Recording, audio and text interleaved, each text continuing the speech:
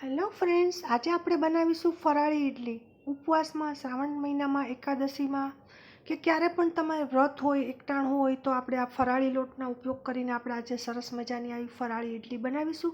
Hello friends, હું છું અલ્પા અને આજે આપણે મોરૈયાની ફરાળી ઇડલી બનાવીશું. એના માટે મેં અહીંયા એક વાટકો આ રીતે માપમાં લીધેલ છે. તમે જે બી કપ અથવા વાટકો લો એનું મેઝરમેન્ટ કરજો. મોરૈયો થોડોક પ્રમાણમાં થોડોક પેલો હોય છે, એકદમ એનો સ્ટ્રક્ચર સોજી જેવું હોય છે, તો એને માટે બાઇન્ડિંગ નથી આવતું, તો એના માટે આપણે એને મેં થોડોક પહેલાં મિક્સરમાં પીસી લીધો છે.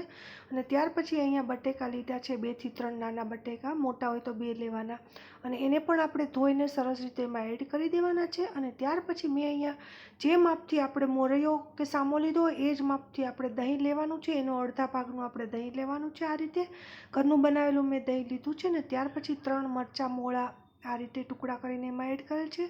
થોડી તીખાશ હતી તો આપણે ઇડલી ખૂબ જ સરસ લાગશે. અને થોડુંક અમથું તેલ નાખેલ છે, 1 ચમચી જેટલું. અને ત્યાર પછી મેં અહીંયા લીંબુનો 1 ચમચી રસ નાખેલ છે. અને ત્યાર પછી થોડુંક અમથું પાણી એડ કરેલ છે, 1-2 ચમચી, કારણ કે એ બરાબર રીતે મિક્સરમાં પીસાઈ જાય. હવે એ મિક્સરમાં આ રીતે ક્રશ થઈ ગયું છે. અને આ રીતે આપણે એક બાઉલમાં આ રીતે એને નીકાળી દઈશું. એની કન્સિસ્ટન્સી આ રીતની હોવી જોઈએ ફ્રેન્ડ્સ.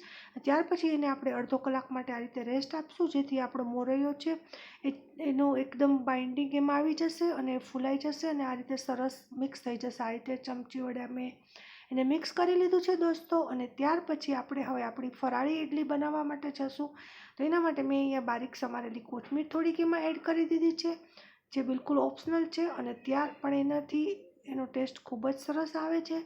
અને ત્યાર પછી આપણે એમાં મેં એના સિંધાલુણ મીઠું એડ કર્યું છે અને થોડોક અમથો ઈનો નાખ્યો છે. અને એને એક્ટિવેટ કરવા માટે અહીંયા લીંબુનો રસ અથવા તો થોડુંક અમથું પાણી તમે ગરમ નાખી શકો છો. હવે આપણું બેટર એકદમ સ્મૂથ અને સરસ થઈ ગયું છે. તો હવે આપણે ઇડલી બનાવવાની પ્રોસેસ આગળ કરીશું દોસ્તો. ત્યાર પછી અહીંયા એક બોઇલરમાં મેં પાણી ગરમ કરવા મૂકી દીધું છે. અને ઇડલીની પ્લેટમાં આ રીતે ઇડલી આ રીતે તમારે એક ખીરું એમાં નાખી દેવાનું છે. ને આ રીતે એને ટેપ કરીને સરસ સેટ કરી દેવાનું છે. હવે પાણી ઉકળી જવાનું છે. તો આ રીતે નાની ઇડલી બનાવવા માટે આ રીતે આપણે એને બોઇલરમાં કરશું. હવે એક સરસ મજાની ફટાફટ 5 મિનિટમાં ઇડલી બની જાય તો કોઈ પણ તપેલીમાં પાણી મૂકવાનું છે. ને આ રીતે ઉપર કાણાવાળી પ્લેટ મૂકીને એમાં આ બેટર આપણે પાથરશું તો સરસ મજાની આ રીતે ઇડલી થઈ જશે. ને એની ઉપર આપણે ઢાંકી દેવાનું છે. તો આ રીતે મોટી ઇડલી આ રીતે સરસ મજાની થઈ જશે. અને એના માટે 5 મિનિટ જેટલો ટાઈમ માંડ લાગે છે. અને આપણે એને ચેક કરી લેવાની છે. ને ત્યાર પછી આ તૈયાર જ થઈ જાય છે ઓલમોસ્ટ 4 થી 5 મિનિટમાં. ત્યાર પછી આપણે બીજી એક પ્લેટ એમાં મૂકીશું અને એના ઉપર પણ ફટાફટ આ રીતે બેટર પાથરી દેશું. અને બીજી ઇડલી પણ 5 મિનિટમાં તૈયાર થઈ જશે. 10 મિનિટમાં આપણે 2 ઇડલી રેડી થઈ જશે.